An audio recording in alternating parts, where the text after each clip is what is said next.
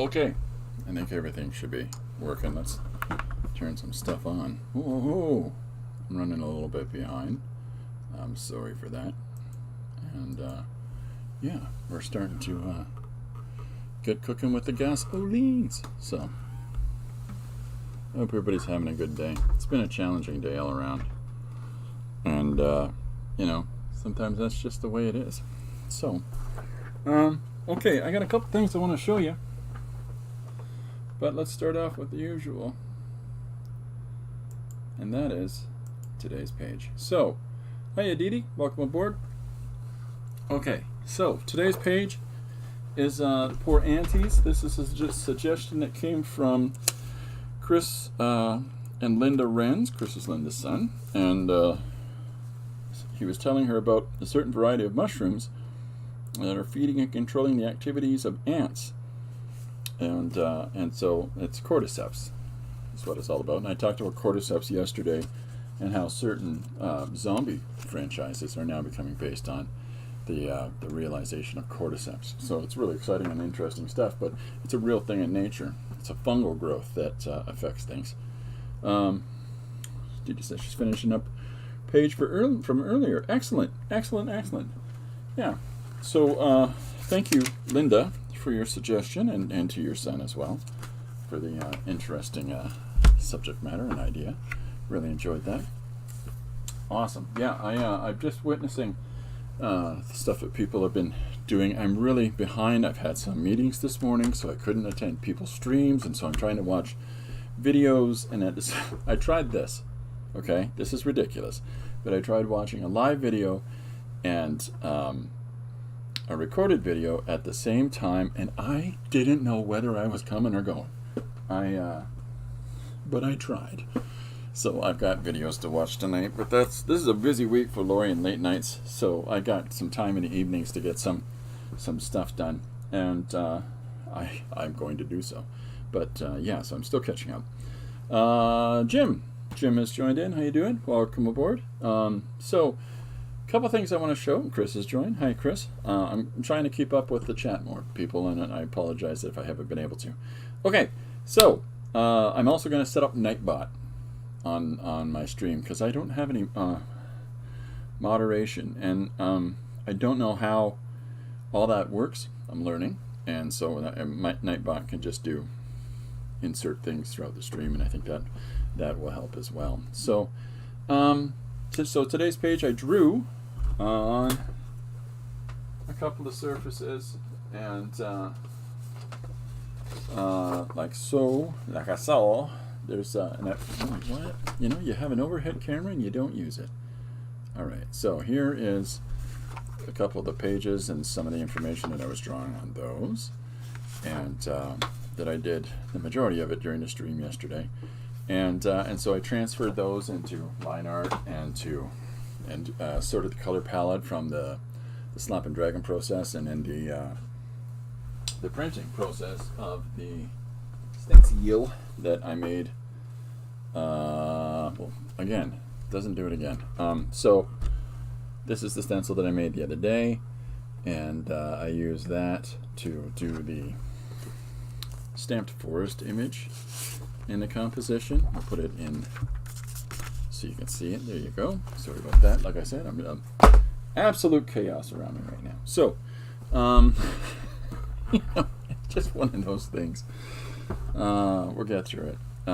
So this is the image that I stamped into the composition and worked over it. So it's the same. I also had that embedded in the background of the page that I did before of the cheating at cards suggestion from Marguerite. So it's I'm getting some utilization out of that image, and I've still got one more on the ready.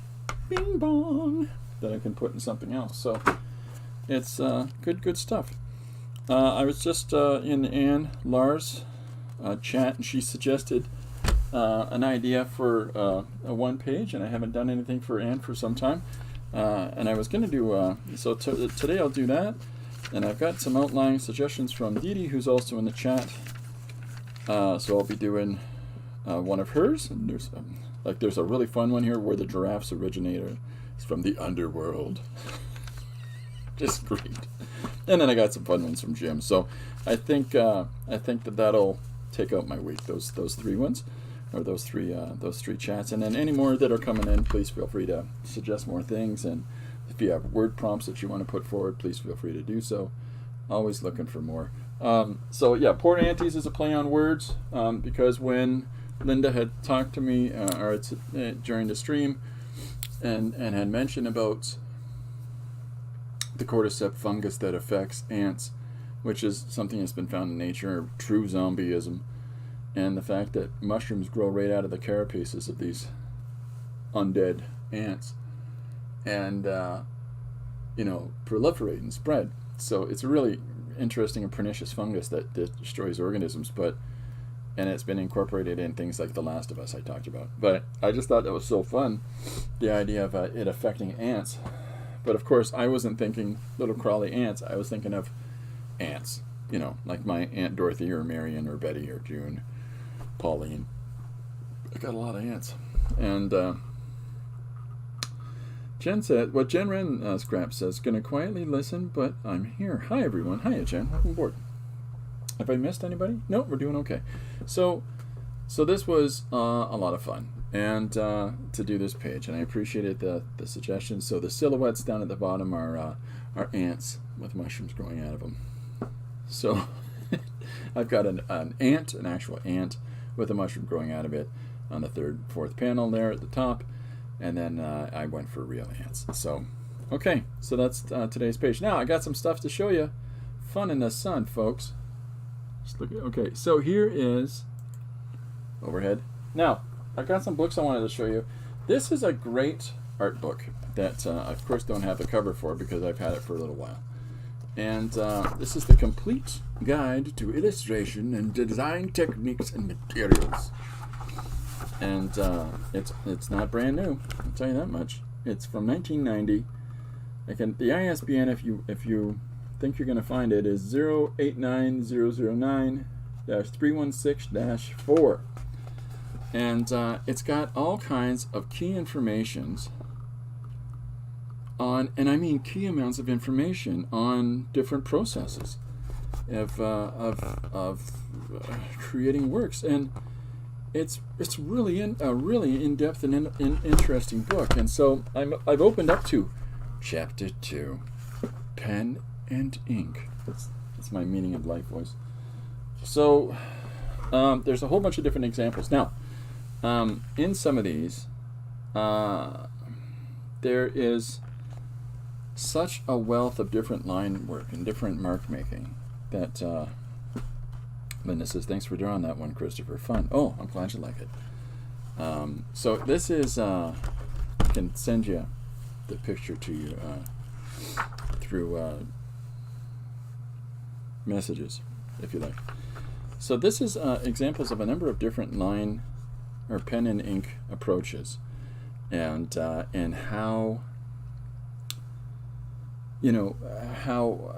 how you can interpret things in different ways. Like you've over here, all right, we've got this is Salvatore Rosa and very loose and open gestural style. It's hard to see, I realize, I apologize. And then of course we got Botticelli over here. Botticelli did the Birth of Venus. And then we get, there's a number of different examples throughout here, and I'm not going to list everybody's names, but you can just see the different approaches to mark making, and which is good fun in the sun, folks. But then we get into stuff like this: Albrecht Dürer, Leonardo. Now I showed you some of Leonardo's drawing work the other day, and Marguerite's joined us. Hello, Marguerite. So I showed you some of, I've got those portfolios of Leonardo's, all of his sketchbooks. And I really, truly treasure those. I got those from my brother. And just wonderful, wonderful books. But what he does with fabric is phenomenal. Now, another fine example of that is Albrecht Dürer. But wait, I got some exciting stuff coming up for that. And then there's a whole bunch of different approaches that we can make to mark making.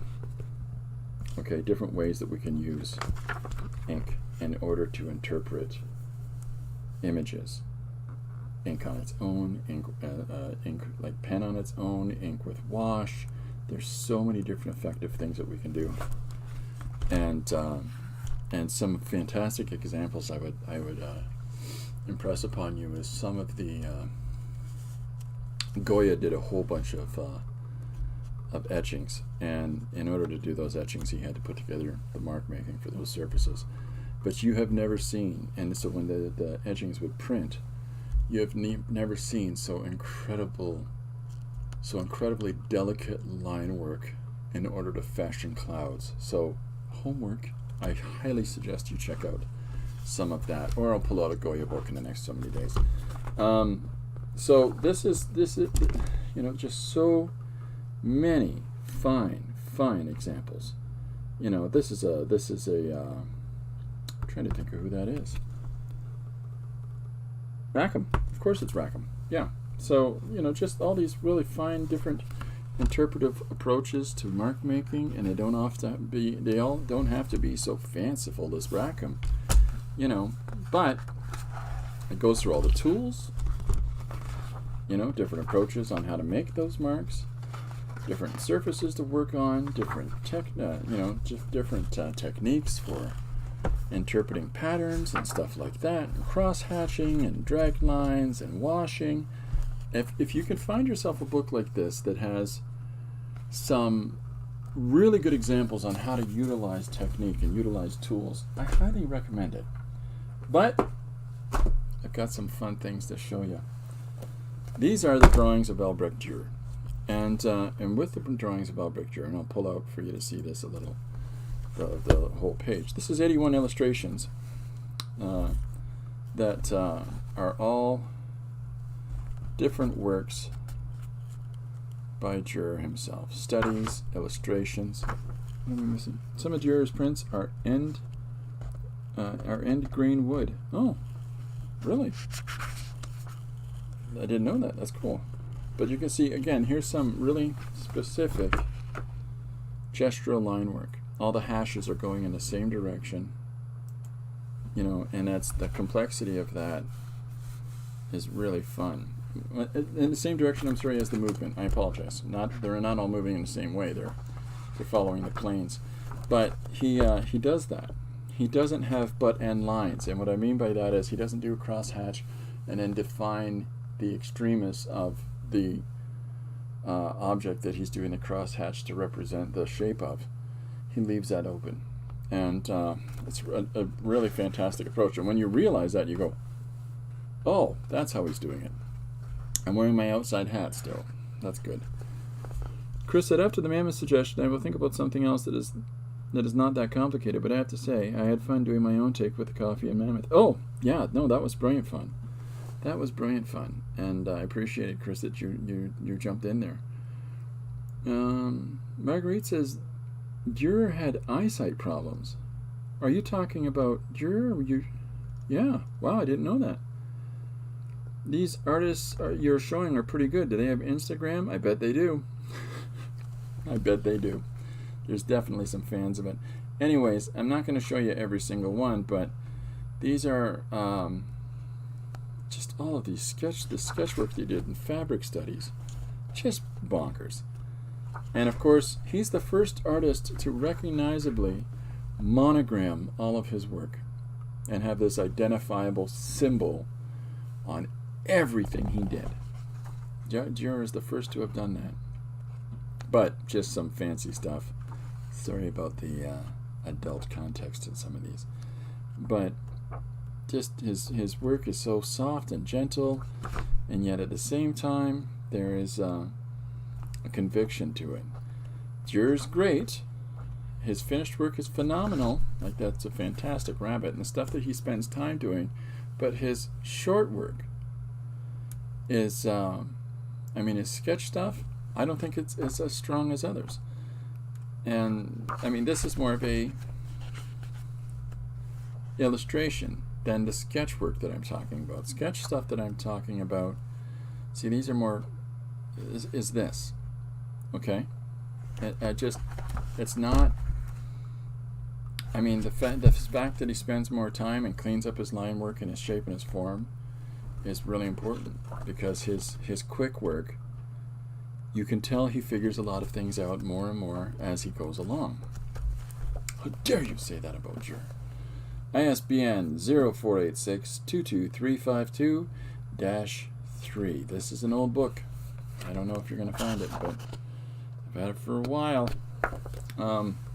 Here's another one, and this is a person that I just can't get enough of. And this is Gustave Doré. And I'm missing a whole bunch of stuff. The artist, especially that Leonardo guy. Hey, Leo. Yeah, he's a turtle. The Jesus self-portrait. The Jesus self-portrait was highly controversial at the time because he used his own image to represent Christ. But he was incredibly arrogant and pretentious like that, and with his level of self-confidence at a really young age. But at the same time, it's the reason that we see Dürer, and he had the conviction to chase the lines the way he did. So, it's a half and half, I guess. I drew that bunny rabbit for an etching. Oh, that's awesome. That's awesome. A lot of people are looking at Albrecht Dürer in school and afterwards and trying to replicate some of his approach. So this is Gustave Doré's illustrations from Dante Alighieri's The Divine Comedy, Divine Tragedy, depending on different publications. But the comedy is, I think, the larger known name. So just phenomenal work. And these are all plates. These are all etching plates. This is all little scrapes on a surface, huh? And crazy work. Wonderful processes here. The line work, let's go to the zoom and hope it picks up. The line work on those clouds is terrifying. If you can see it, all those little lines. Great stuff. And I really enjoy his work. Now, I've got a contemporary artist that I'd like to show you. So this is an older book as well. ISBN 0-486-23231-X.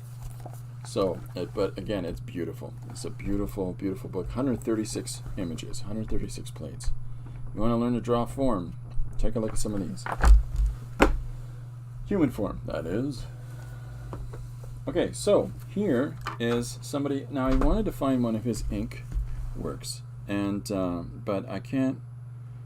This is the first one I saw, and I grabbed because as soon as I saw it, I'm like, oh yeah, it's Dracula, and I got hung up on it. But I have a number of books of John J. Muth. I love John J. Muth's work.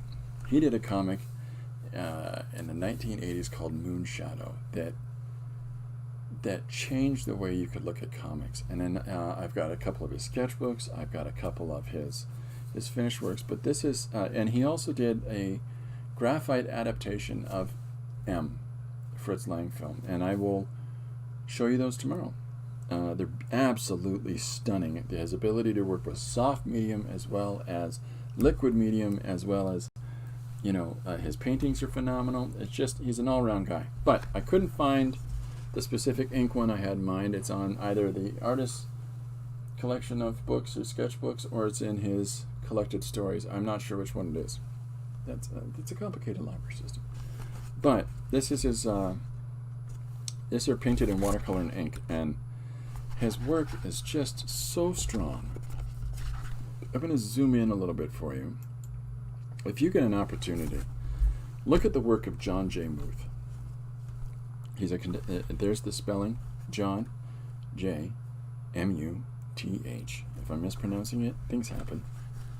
Background drawing and painting is great and interesting to master. Oh, there you go. That's true. It's interesting. It's really great to learn, right? And we're always in a state of learning and trying to master our wants versus our abilities. Uh-oh, don't look. So again, this is his watercolor work, just as powerful. And the ability to leave areas out is just as strong as to put the marks down. the space, I'll show you this pen, the space of volume that is left off of the painting, masked away on the beach, is just as strong as the conviction of blue that he has for the water. Anyways, interesting artist. Really a big fan of John J. Muth. But this is his adaptation of Dracula. Okay, here's a page you gotta see. The Ghost Horse. Look at that. It's as hard, it's as immaterial as it looks. Not easy to paint something to look somewhat transparent or translucent. But there you go. Great stuff. One more thing for you. There's the wolf. Ooh, hey, does somebody have any cookies? Oh, I like cookies. John J. Muth. I'll show you more of his stuff as time comes. So this is what the one more thing I want to show you. This is another book that had a huge impact on me. This is Baron's Story and the Marat Sade journals. Good heavens. The Marat Sade, Marquis de Sade. It looks like it says Sade or Sade, but it's the Marat Sade journals. Baron's Story is the person that I have tried to show his notes. He taught at the Pratt Institute, he taught at the California Institute of Art, and I've tried to show his notes and suggest to people, please go and pick up this Watch Annual book that these notes are in. And then was informed by, I think it was Dee Dee told me, that Christopher, that book is crazy expensive. And Chris just said Cookie Wolfie. That's good. It's the new cast member for Sesame Street. I didn't realize it was so expensive, and I've apologized for that, and I'll apologize innumerable times because I'm sorry that I suggested a book that was so costly.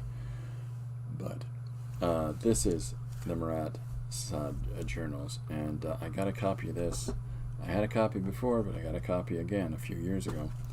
And this is an absolutely phenomenal book. And this is a person who I've told people about. It's not just doing a drawing. If there are parts of a drawing that you don't like, remove them. Just remove them. Okay? I'm going to pull in on some of these. So, take those areas out with white paint and structure and correct it as you go. And allow yourself to have however many layers on a drawing. It doesn't matter. It's the storytelling or the finished image that you're pursuing. So this is the crazy amount of combinations of illustrative work that he does, and all of the different approaches that he has. I can see that the stuff I do is cartoony, inelegant, unsellable, unfashionable, embarrassingly self-involved, stupidly immature. But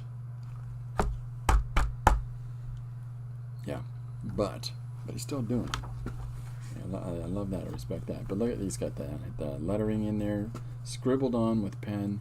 He's got all kinds of different mark-making tools in here. There's pencil crayon. There's clearly some paint or ink. Okay, so again, here's a layering of imagery, just text. Here's one of his more completed color works. But all of this is a conversation between Marat, one of the people who's involved in the French Revolution, and the Marquis de Sade. So these books are pretty amazing. Wouldn't have seen them otherwise. Thank you. Oh, you're very welcome, Jim. So it's such a wonderful amount of work that these artists do. This looks like a little paper doll. If you've ever done a paper doll where you put the pins at the joints and then you can have them moving around, that's what it looks like he's drawing here. And then here's some of his pencil work. Very complex stuff. I've shown you another artist who has very similar and complex pencil work, and that's Patrick Woodroffe. Woodroffe. And just, another one of these fantastical illustrators that has such a body and such dimension to their stuff. Now, it's not for everybody, the visual imagery. And yet, it's this non-stop series of illustrative work of a fictitious conversation between two individuals. There's a face in there. Can you see it? Marat died in a bathtub. That was a painting by Jacques-Louis David. Yeah. Marguerite asked if isn't he dead in a bathtub.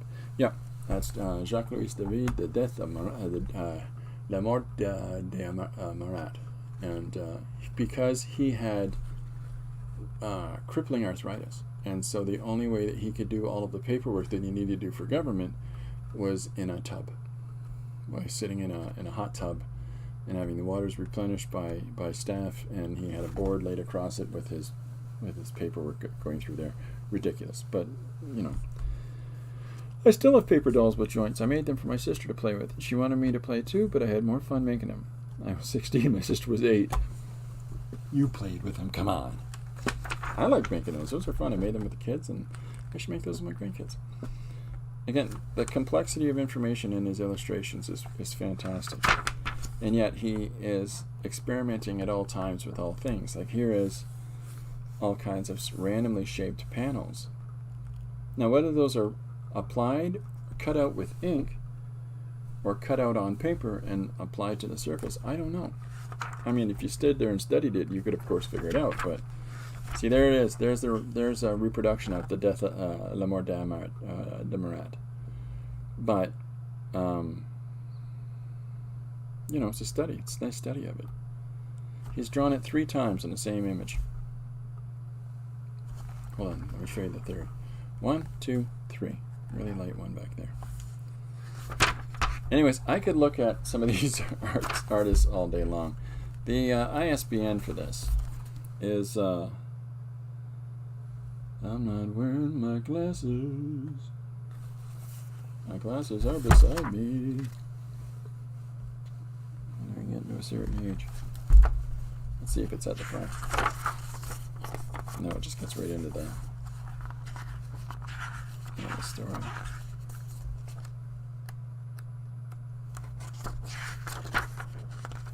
Yeah.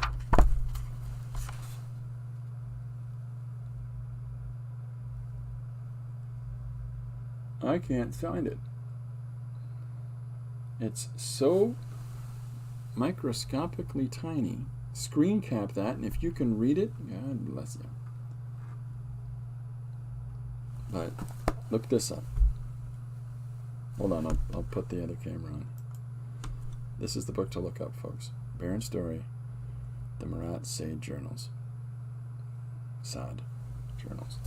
Okay, so there's some books for today. But wait, there's more. I've got some more stuff to show you. Chris said I prefer the Playmobil.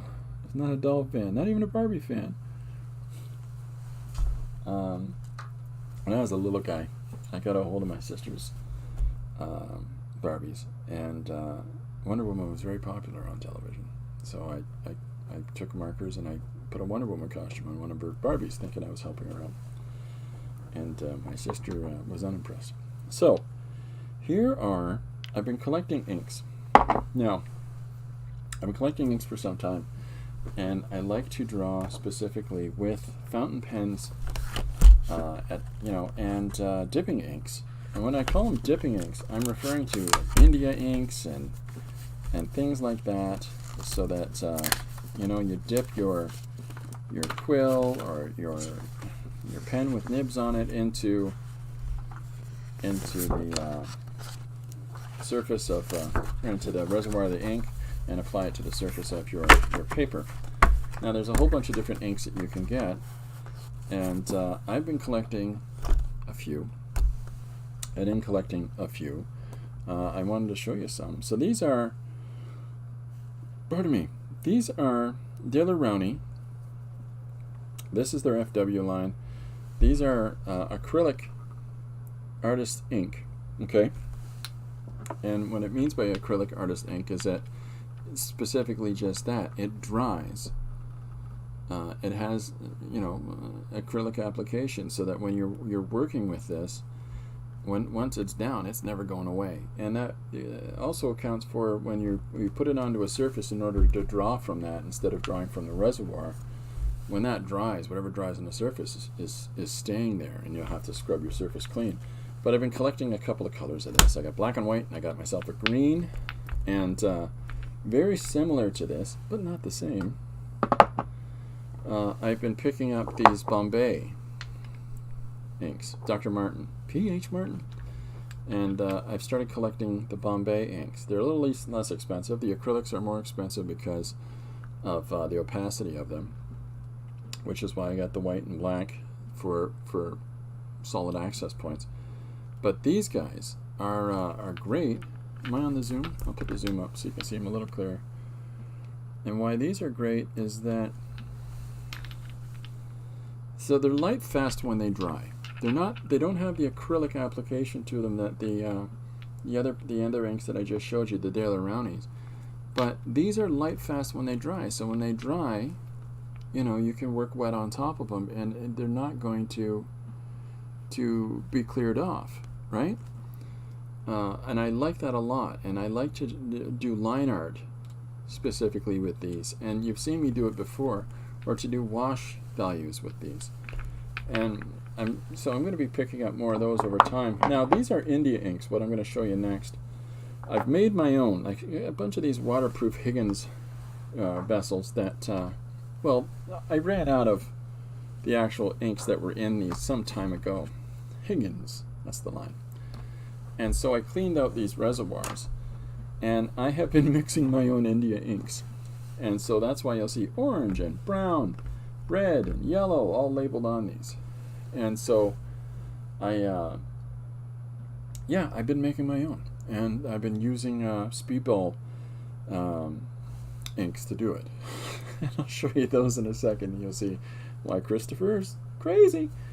Permanent inks are a challenge, right? It's fun to play with material that dries fast, like the Inktense coloring pencils or the ones you have there. Yeah, I love working immediate. I love having to work expeditiously. That's just sort of how I roll, but I recognize the challenges in it and the frustrations that it causes when something doesn't work out correctly. I've had the camera too high the entire time.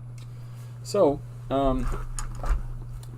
yeah. You know, these are inks, but they don't have the water. They're still water soluble. After you use them and you put a wash down, you can put another wash of something else. It'll make a mess. Chris says, "Gotta go now. I have a class today from 2 to 4. See you around." Take care, Chris. Thanks for stopping in. Okay, but I like using these. These are fun, and you can get a lot of different results. This is the stuff that I spilled the other day. One of these.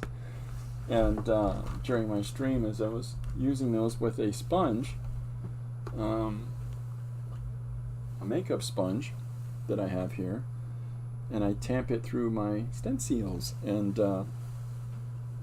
that's how I was able to produce this, is by doing that. So, you know, you can get some fun results using different materials. Now that's permanently staying the page. That's not coming off if I do more wet work on top of it. So these, okay, these are a couple of Schaefer's. These are specific calligraphy inks, and specific to dipping your pen and your quill in and writing somebody a love letter. But I got a nice gray and a nice lavender there, and the gray has a real cool volume to it. It has a real undercurrent of blue in it. You can have grays that are warm and grays that are cool, right? And then over here, I've got some of my favorite materials. The Winsor Newton inks are really great, and so here's an old Winsor Newton white. I think this might, you know what, that guy might be dried out now. That's okay. I got lots of white. But this is an Indian ink as well, but I've got the black, and I also like to draw a lot in blue. I love me some blue, and it's like a nice, just says blue on it. It's a really lovely cyan. I tend to use blue a fair amount. I haven't had a blue period. It's never stopped. See what I mean? There's more Winsor Newton white, so that one reservoir emptying out, that's okay. I will actually clean that out and put a different ink in it. Just because that's what I do. I'll mix up something else. You know, I'll mix a different kind of blue with that and have some fun there, you know. So the other thing I was going to show you is this. Now, these are speedball. These are printing inks, okay? And so they're tubes of ink, right? They're not dry, they're not wet, really, but they're the similar consistency to like acrylic paint, but a really heavy grade acrylic paint. So it's not as wet as it might sound. It's more of like a paste coming out. And so there's your basic black, white, yellow, green, or yellow, red, blue, and then a gold, right? And this gold is so strong that you can lay it over things like an embossing ink. So I like these guys, but this is a clunky thing to carry around. So what I use is this, and this is this is a Tupperware thing that has all those black bits fell out. This is a Tupperware container that I bought at a dollar store that has a lid that seals it airtight. Okay, and with these kinds of inks, like you see in the Speedball package, you can, while these are here, there's still the tackiness to them, and you can wet them and pull value off and pull pigment right off of these.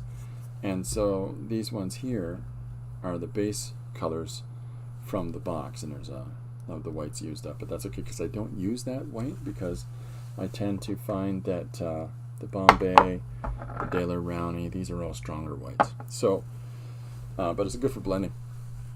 And then these are some mixed colors, but there's the gold, there's a mixed green.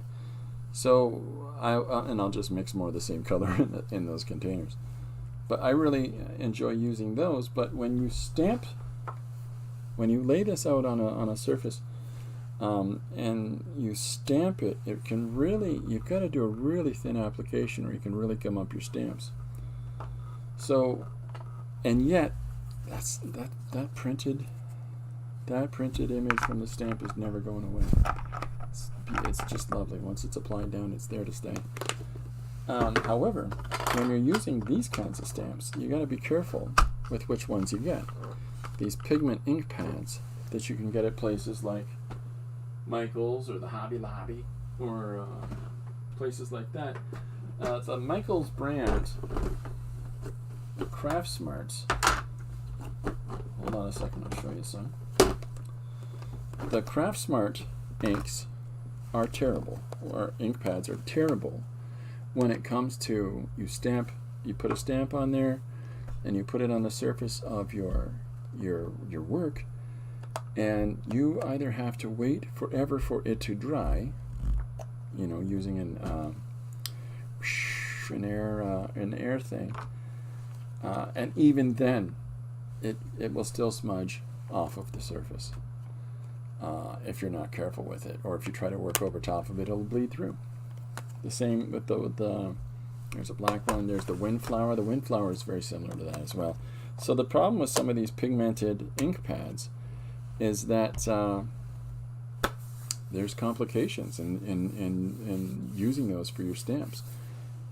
It's not to say that that's a given absolute, because I find that these smaller ones tend to hold a little bit better. But the containers that they're in absolutely stink for staying locked shut. So in addition to that, I've got all kinds of little stamply doodly doos, little leaves here, or some of the silly lino cuts that I've done over time, and there's a man and a woman's a lady and a fella. And that I like to incorporate in compositions, but not have them be the focus of compositions. And in addition to that, I've done a few different things now with the grandkids. That's the man card that I made and sent to Dee. In addition to that, I have a number of typefaces that old lead print letters, because I used to have a lot of them. And a couple of printing beds. I wish I kept the beds, I really do, but they just take up so much space and they smell so bad. So when Lori and I were getting together, I got rid of those because she wasn't a big fan of those coming in to our place. And then when I see little alphabet stamps like this with the little rubber stamps on the bottom, I'll pick those up too. I like typeface on stuff, you know, and I've got a cobbled together set of letters that I made myself from a number of different fonts. That is the standard thing that if you see me doing letter stamping on a surface, it's probably my own alphabet. Hold on, I'll hold up this larger box. This little box is probably 5 pounds. I know that sounds crazy, but this little box is probably 5 pounds of weight because how heavy these suckers are. So, but that's, you can see they're well used, but this is my own font made up of about 3 or 4 other fonts. So, just like them. And of course you have to remember all the letters are backwards, and of course you have to remember that, there's another one. Anyways, I could show you some more, but that's enough. You got to remember when you're using letter stamps that they come down, they look backwards on the thing, and so it can become disoriented and confuse people when they go to do the actual stamping. And then of course the other thing that I'll show you, because I'm gonna draw on ink today. If you haven't figured that out yet, this is a speedball lino cutter, and you use this with the different heads on it for cutting linoleum, and I have one for that, but I also have this, and the thing I like about it is it has this space inside this reservoir for you to put different mark making tools in there, and I have an extra blade inside, or an extra quill inside, and I have a number of quills in a little box over there, but I tend not to keep them in because I don't like the rattling too much. But I put, because of the size of my Gorilla mitts, you can carve white rubber erasers too. Oh yeah, I did. I tried to carve a couple of pink erasers. One was really good, and the other one just crackled a bit. So it's a give and take on those ones. Yeah, you're definitely right, Diddy. So this is my drawing tool when I'm working with dipping inks. This is what I use, and it has a lot to do with my crazy hands. And I find I can hold it easier. There's a more comfort to it. It sits like this in my hand. You know, don't drop these into your feet. I learned that the hard way. In addition to that, I've got, I've shown these before, but I'll show them again for those that haven't seen them. This is a Preppy fountain pen. I like it. It's an 05. And so in my mind, the head is a little too, the head is a little too thick for me.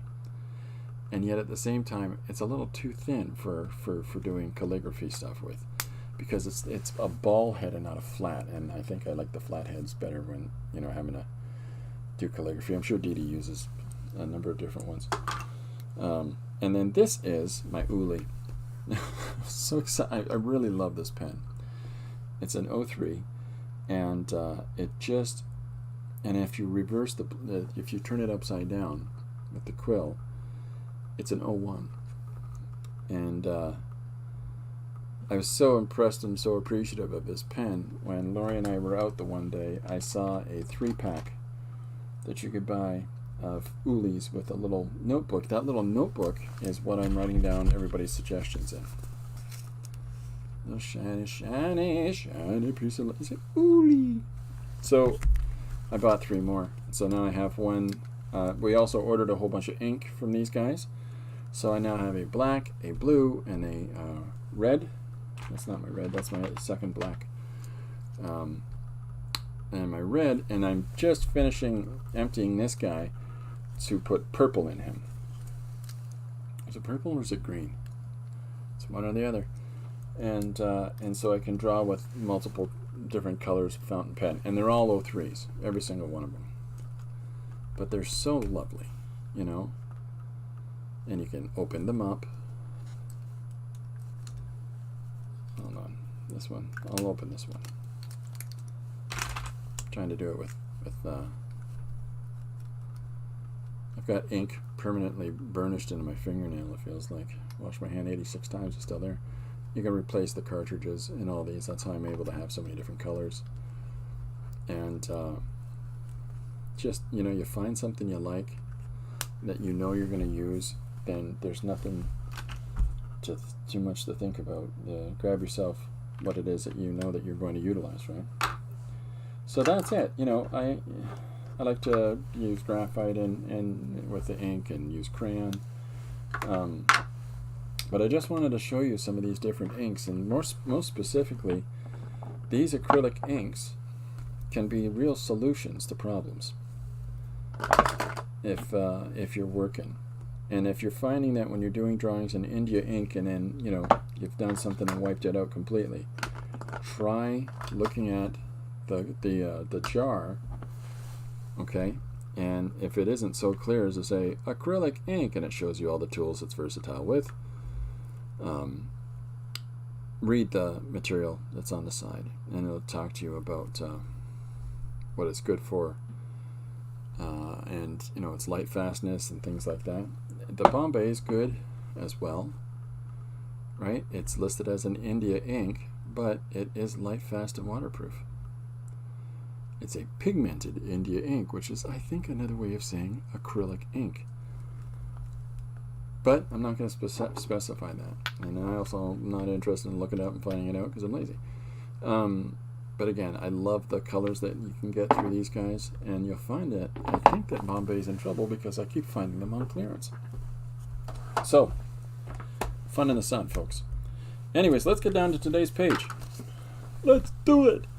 So, I've got a suggestion from Anne today of a guy with a weed whacker on his cell phone defending himself against alligators. It's a really bad impression, but I think Anne Lar has one of the nicest voices. Or accents, I guess. It's, yeah. So, that's our suggestion today. A guy with a weed whacker on his cell phone defending himself against alligators. And so Anne was telling a story about how she was looking out her window 9:30 in the morning, and there's the guy out there doing the lawn, and he's holding the weed whacker, and he'd do around a tree, and then he'd stop and he'd lean on the tree and check his phone for a while. And Anne was like, well, who's he got to talk to at 9:30 in the morning? I just thought that was so great. And so, because that's hot and fresh in my head, this is similar to the whole Janet talking about a beaver eating her peach tree conversation. And then I immediately did a page of that. So this is similar to that. So because we're going to strike while the iron's hot, and work on a page based from this suggestion. Oh, I'm taller now. Whoa, this is what it feels like.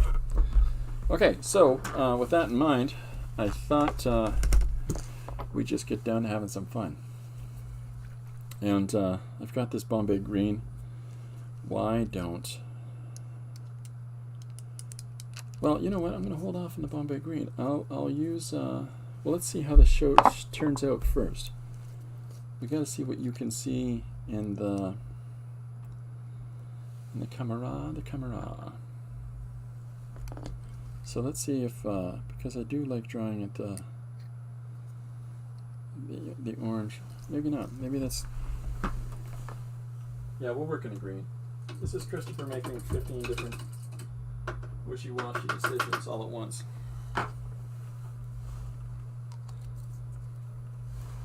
Alright, green it is. You talked me into it, folks. Yeah, black erasers work pretty good too for carving into as well. I hadn't really done any of that, and then suddenly I did like 9 things. I do that. I tend to be zealously diving into new interesting things I find. Okay, so why don't we draw an alligator? It's alligator season. We'll start there. I think alligators are in Florida. I'm pretty sure of it. Bear with me though. They might be crocodiles, and if they are, well, you know. So let's just start there. Let's just start doing an alligator. So I like drawing with this stuff, but I try to keep... Can you see? Is that turning out okay? Have I got to move it over a little bit? Let's zoom in on it. Yeah. Okay, just making sure we're all set. So once you get a little bit of this ink on the quill, it tends to last a little while. It's not like you're constantly having to dip it in again and again and again. And there's nothing special about what I'm using to draw here. It's just a regular old quill. And it's just the thing I've got it inserted into is weird. So we'll draw our alligator, and then after this dries we can do some fun washes with them. Alligators are in Florida, Linda says. Thank you, Linda. Alligators have so many teeth in their mouth and that they can't close their mouth to smile. That's why they're so grumpy. That's a true fact. I learned that from the Water Boy. If there's one thing that Adam Sandler's films have done for this world, it's that piece of information right there.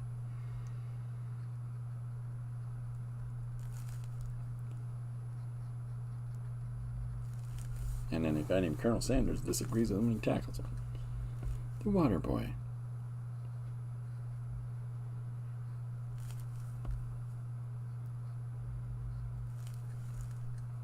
I suppose I could put a couple little cross hashes on them just for that little texture.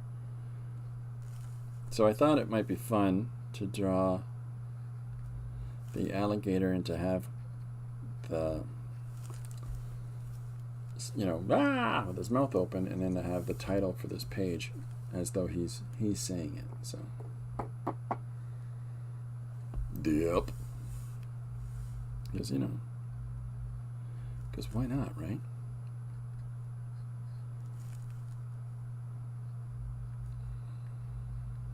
I also like that alligators have crazy teeth.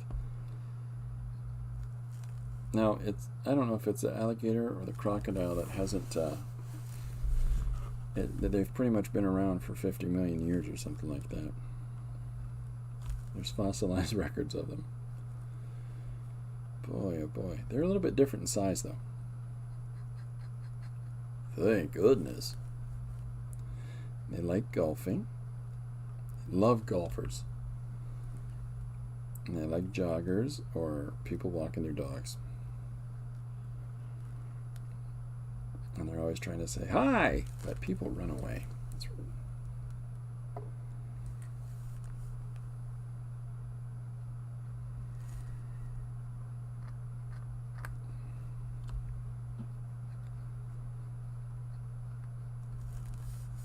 And of course, one of them, named Wally, has an excellent singing voice. And if you haven't had a chance to listen to Wally Gator, well, you just haven't lived. Anyways, it's a terrible Wally Gator impression. Try the veal.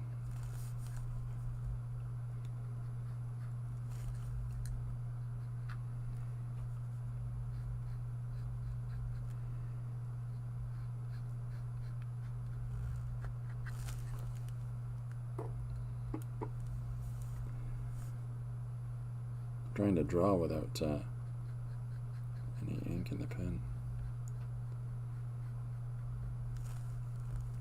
That's good. So this is basic, just scribbles and scrabbles that I'm putting down for our alligator friend, and you know, just a fun way to start, I think. And then I think what my next intention is to put a shot of Anne, well, not specifically Anne, but somebody looking through their blinds and saying, what in the world is he doing? He can't even get around that tree before he has to stop and get back on his phone again. Because sometimes the dialogue that you overhear in somebody expressing a story is just as interesting as whatever you might come up with in order to narrate a story. Sometimes their description of the events or in their suggestion itself is the kind of information that I like to include.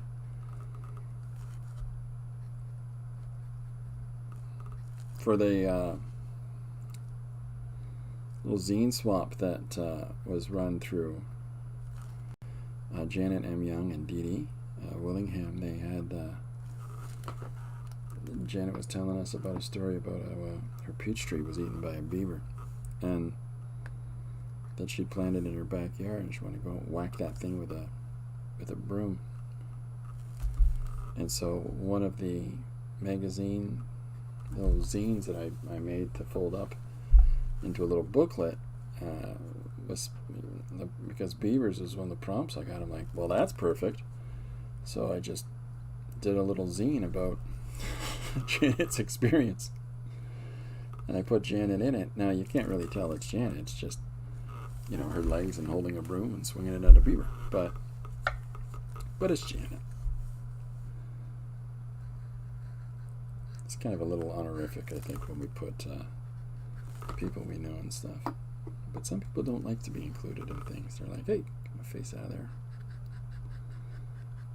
So this is me using the flip side of the quill, like I did with the fountain pens, because I find you get a nice, finer little line, and it controls the ink a tiny bit better.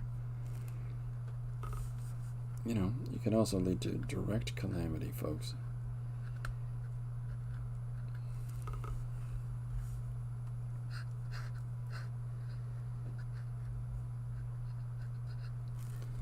So we're putting our alligator in here now.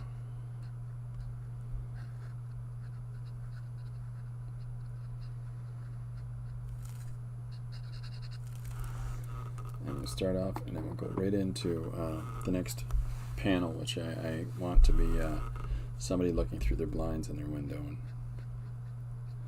And then we'll do a flip shot from that to what it is that they're looking at. Don't mess with me, pen. Oh, I don't have paper towel kicking around.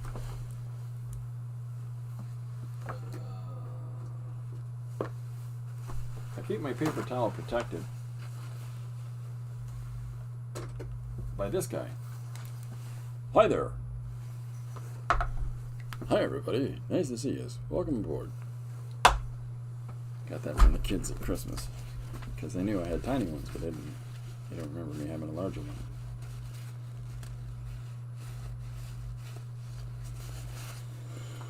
Okay.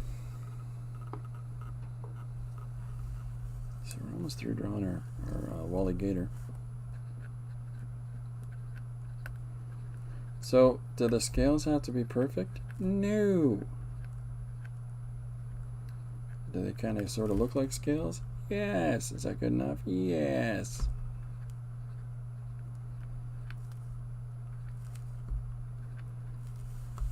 You know, depending on if you're doing this really, I want it to be really representational and look exactly like the alley of gators. Well, you know, go for it. But if you're just using it as a storytelling example in the course of a larger piece, you can simplify things.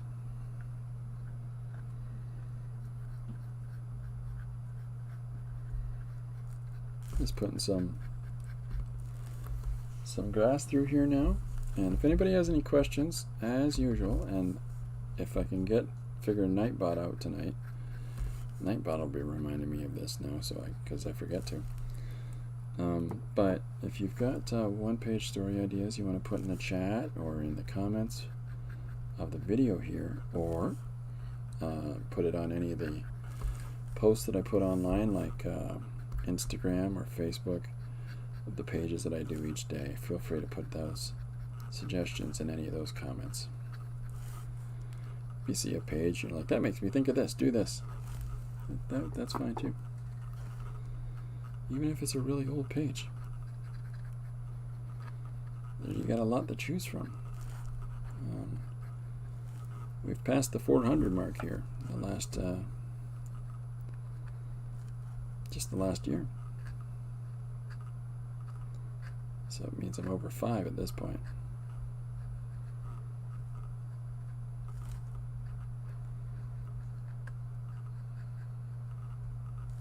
So there's his other arm, and then we'll do some of the holes in his neck. And then some more of the little spikes on the back. There we go. My daughter's ballet teacher has a bunch of those wooden dolls in the different stages of a pirouette. Oh, that's good fun. That is good fun, Linda. I like when people do stuff like that. I saw somebody at a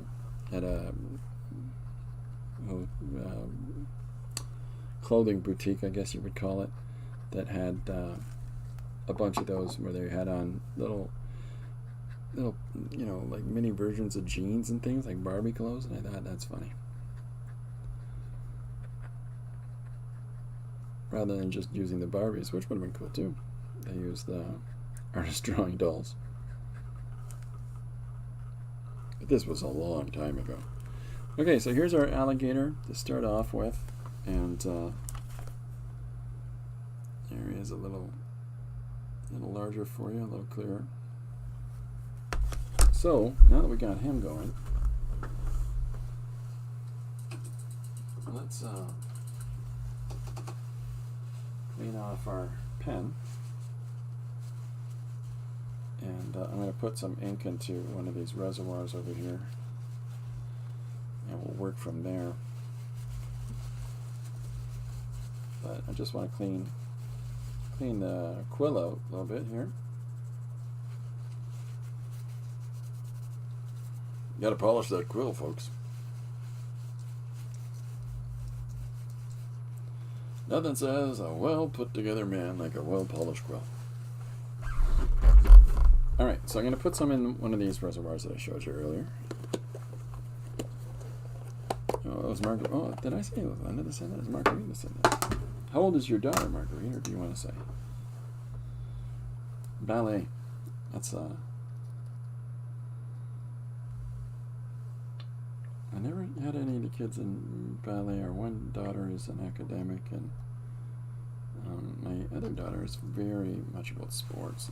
She was in ladies rugby in high school, and I played men's rugby in high school. So I've got this Bombay ink right now that I'm using. I'm just putting some in this container, and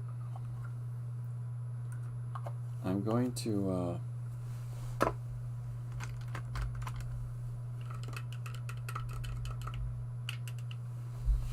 we go. We're all set, Joan Jett. All right. Now I considered about just drawing with the fountain pen, but the fountain pen ink that I have is water soluble, so there ain't much point in that, because as soon as I try to do anything on top, it's gone. So why would we want to do that? Okay, so I've got the first panel here. My intention is to put the text there. Okay, and so with that in mind, I am going to see if this is visible from in the camera. Hold on a second. Can you see this okay? Or should I use something darker? Because I can darken it up. What do I got here? Let's do some of this brown.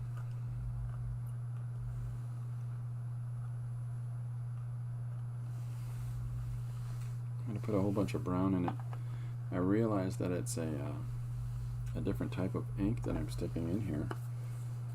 I think we'll be okay. I think we'll get through it. Stirring it up with a makeup stick here.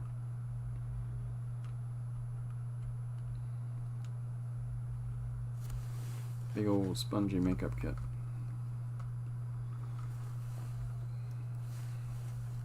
Yeah. Alright. I've got it in my hand. I'm looking for the paper towel and I'm holding it.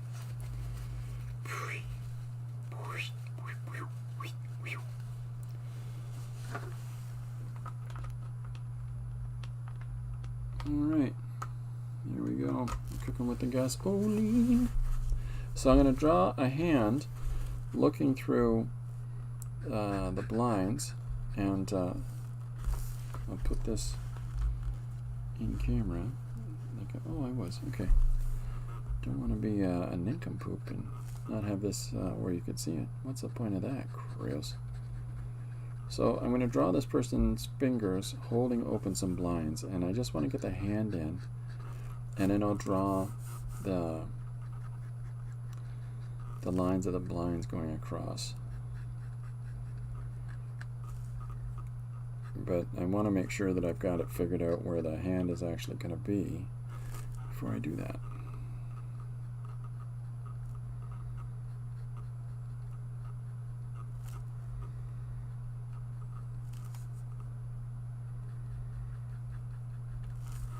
Darkening up that little spot there, and then we'll come through.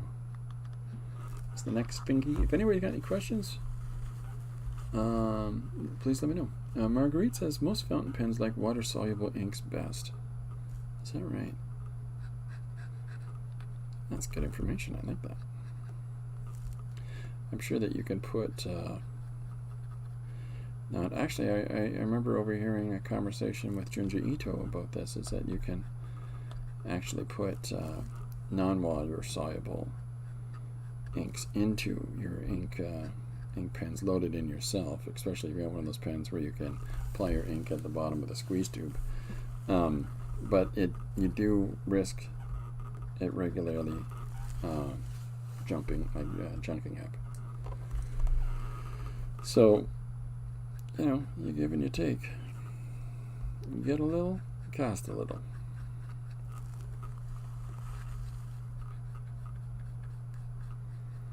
I'm just putting these knuckles in. Alright. Oh, rat. I say, oh, rat, about 29 times an hour. The guy really thinks things are alright. Man.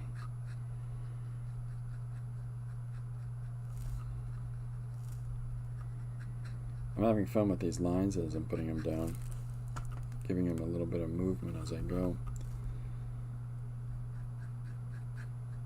just to keep it interesting. Just a way to apply marks, right?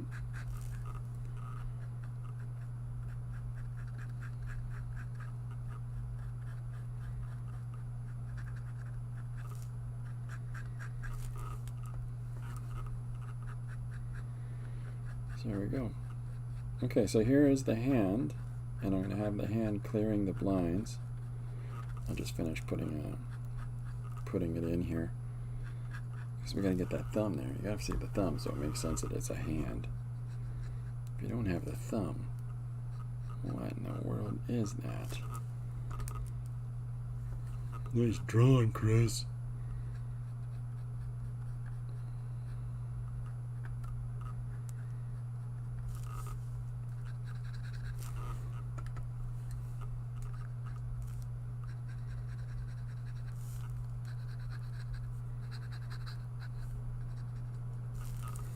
Okay, so there's the finger that's opening the blinds to look out and say, what in the world is he doing out there? So now I'm just going to come in and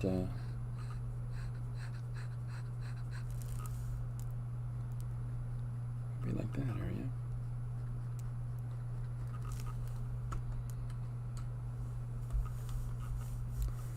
And now you got to think about there, yeah, there.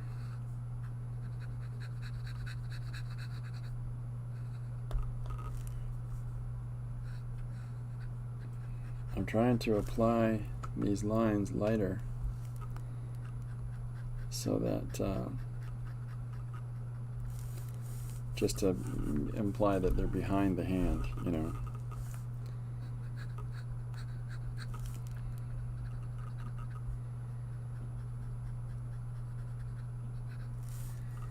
But we got the hand opening up the blinds and looking outside, and it will draw what they're looking at in 2 shakes of a lamb's tail.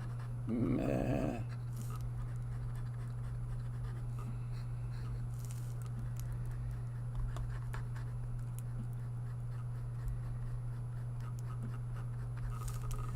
So when you're using, I find that when you're drawing with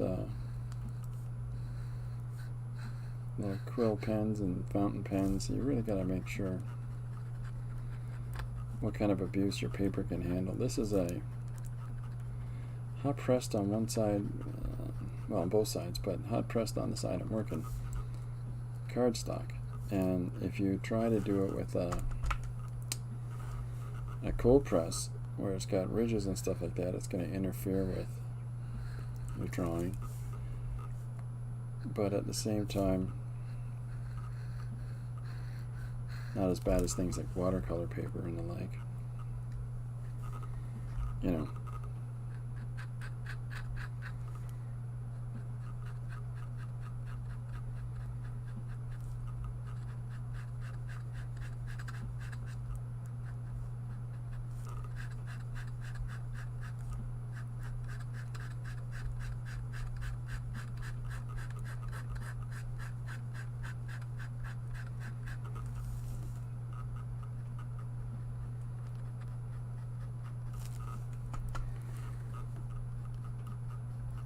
Yeah, see, I think I want to come through and put a white line through here just to separate this. The space of it. Let's put the top one in so that you get the sense of it. No, moving it down like that.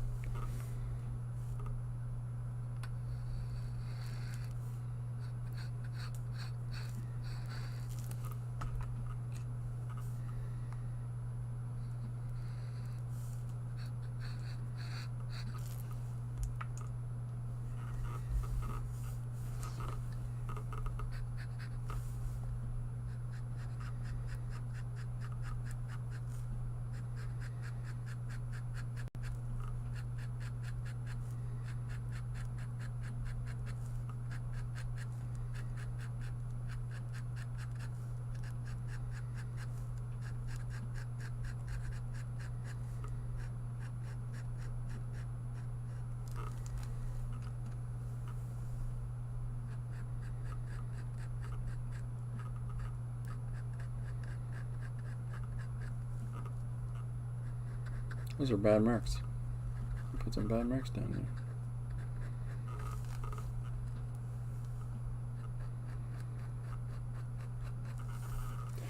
there. Okay, so here's our person looking through their blinds. Yeah, so that, I mean, that works for me. Like, it's just, it's one of those things where you're like, you want to have narrative elements that move the story along. And so in this case, I'm establishing in this first panel that whoever is on the inside of the house looking out is our narrative voice. But I've left some space in here for dialogue, and in that way I'm not going to be too worried about how much text it is that I can put in there, or what exactly am I going to have the person say. And alright, so now we're going to draw our guy outside working with his weed whacker. So I'm just going to do loose shape of a dude, some simple lines, just making sure I'm not missing stuff. Don't forget to thumbs up and like and subscribe. Tell all your friends. Tell the whole bunch. You're welcome. Have you ever gone hunting with a bowl and spoon?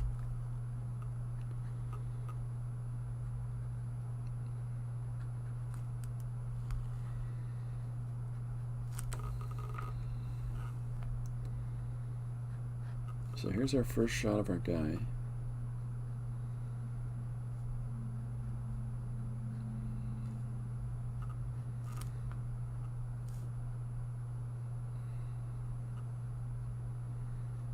So now we'll draw in the weed, the whacker, eh?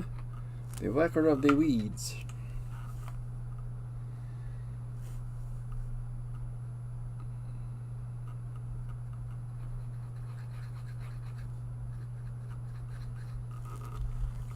So here's our guy with his weapon of choice.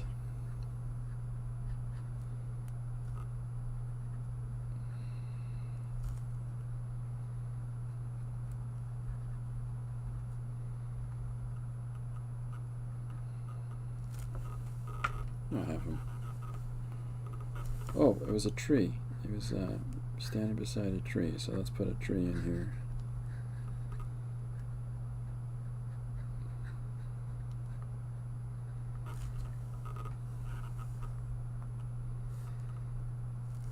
And then our next panel will have him leaning against that tree.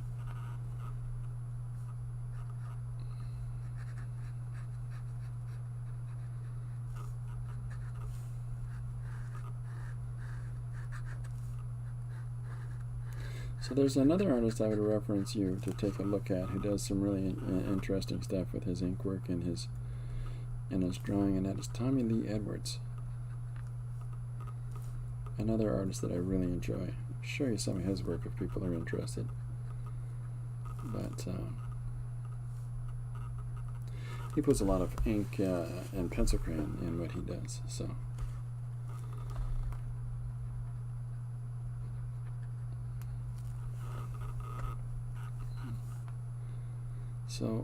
I'm going to really lightly intimate some palm trees in here. What time are we at? 1:15 already. Oh my goodness. Here I thought, oh man, we're working fast today. No, it's about the same amount as ever. Just the same speed as yesterday. Okay, so we've got some shape language back here to suggest the further growth in behind him. So we've got that established. So let's do another panel with our leaf raking brave soldier right directly beside it, so that we can have. What is he doing? Why is he on his phone? Right? But let's do it like this. Let's have him. Let's focus more intensely on him for a second, so that we can bring our camera in. So we're going to transition the movement so that he's still the whacker of weeds, and but we'll have his phone go bring bring, in this way, or whatever sound that modern phones make. I'm going to go with bring bring.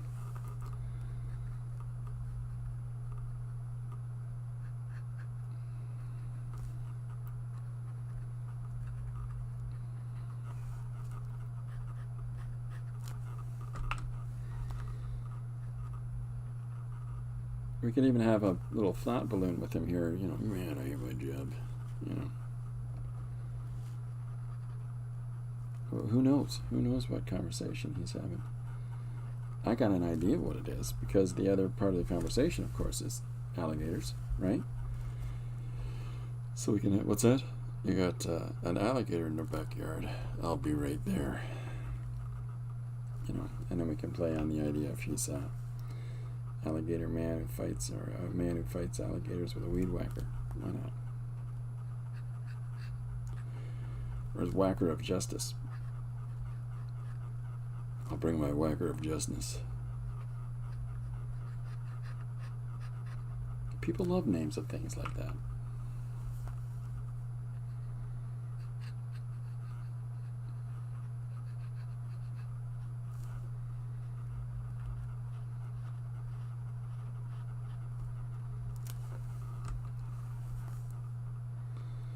Also, I think it's important that he says yellow, not hello, yellow.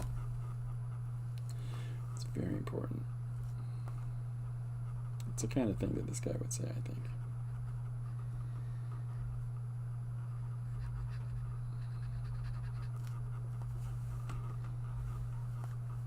Where did I have that hand? Right about there.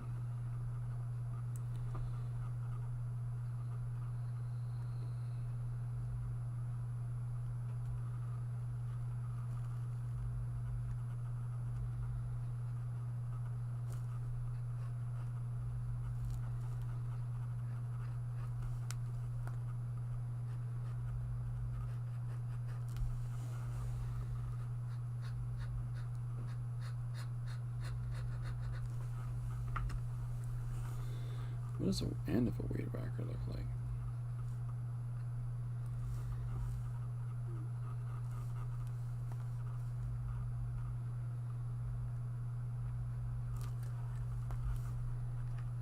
So this is our bring rain panel. Bring the noise. Yeah, so, okay, so we've got, I'll move this up a little bit. Sorry I've been blocking it with my big goofy head. Let me get my big goofy head out of there. How's that? Well, thanks, Chris. We appreciate that now. So here's our first 3 panels. And our first 4 panels, I'm sorry. And so we've established here, so far, the alligator is involved in this story. So he's saying, whatever we're going to decide the title is.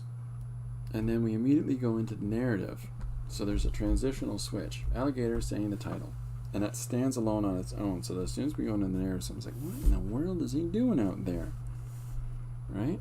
It's only 9:30. Why does he keep stopping and checking his phone? So right off the hop, we're kind of giving a little bit of structure to this world. And this way, you know, as our story progresses, and our guy is you know, monkeying around on the phone, but the truth of it is he's not just monkeying around on the phone. He's, you know, taking calls of action. So what I think I'm going to do is I'm going to stop, and then I'm going to do a couple of smaller panels and a wide one again, and we'll continue this sort of spatial language for it. So I think I'll do a shot of him here with his hands reaching into his pocket. And we'll do his sleeve, sleepy. And so we'll have his hand going into his pocket here. And of course we'll have him resting, because this is the other key piece of information that Anne passed on, and that is that he's resting on the weed whacker. You know what I didn't give him? Gloves. You need gloves doing work like this. Safety first, folks. Safety first. You heard it here. Did you know that Chris said safety first in a stream? And I'd never thought of that before. Man, that was helpful for me. So is that why you rode over my place without a helmet on your motorcycle? Not right away, girl.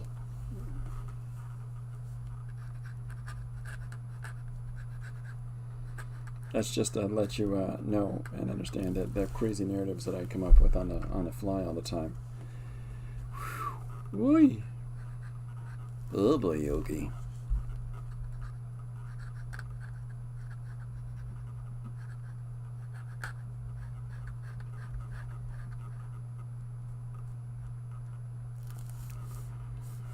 So there we go. I have the little switch like that.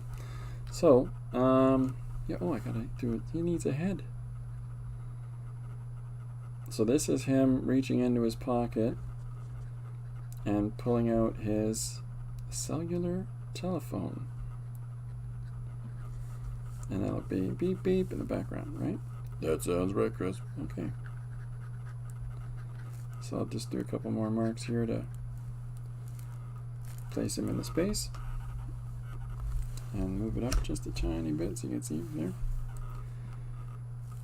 So here he is, and we'll have the tree beside him. Don't want to lose that tree. It's part of the description that Anne gave us.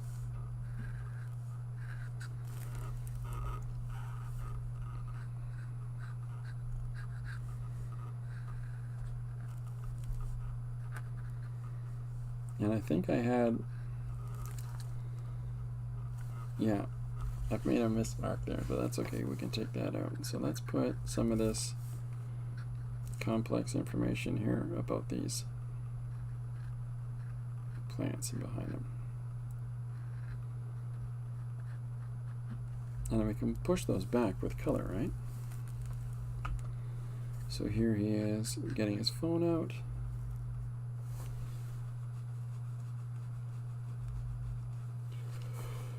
Yeah, I think so. Pardon me. Pardon my yawning, folks. I do it because it's cool.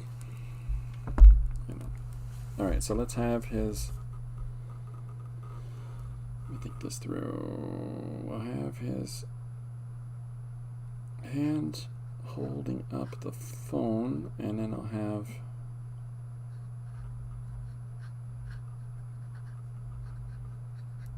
Let's put his fingers on it, checking it like so.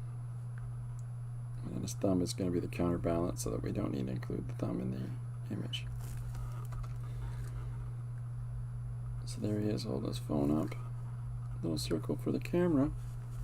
And then we'll have his, because he's got short sleeves on, and we'll draw his gloves.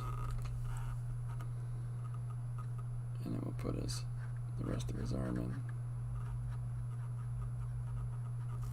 Give him a little bit of a hairy arm. That's how the kids are doing it these days. They've all got hairy arms. I don't think that's true. So then we'll put his face as he's now stopped what he's doing and is checking his phone. Am I missing stuff? No, just keeping up. Oh, it's just telling me how it's doing. Okay, so here's his face as he's looking at his phone.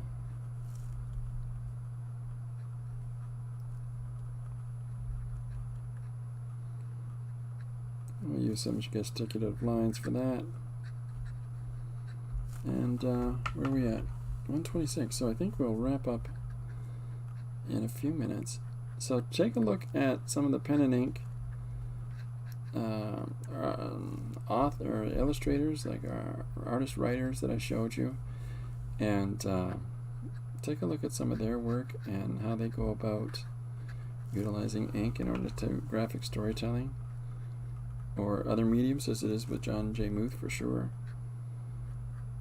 And see if there's anything in there that you find inspiring, and in that way, you know, maybe there's something in that that lets you have a sense that, you know, you can incorporate that into what you're doing. Because you never know, right? Like, you never know. You're going to find something and you go, oh, if I put that into... That might be the missing thing that I've been looking for what I'm trying to do with my storytelling. And if that's the case, then that's great, you know. We want that kind of thing to happen. This is the handle for his weed whacker. The weed whacker. Which I don't know if I can call it a weed whacker in this, because our litigious society that we live in. Okay, so here is his other arm.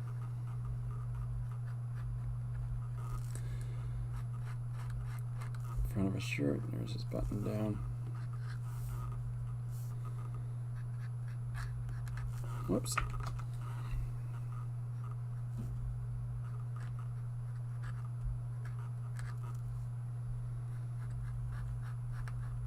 Here we go. Okay, so here he is checking his phone. And next, I have to have him fight an alligator. So,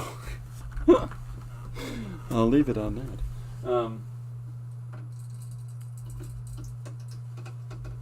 This way, you know, we've sort of established all these sort of aspects of the story that Anne has already told us. You know, things like, you know, we've got our character.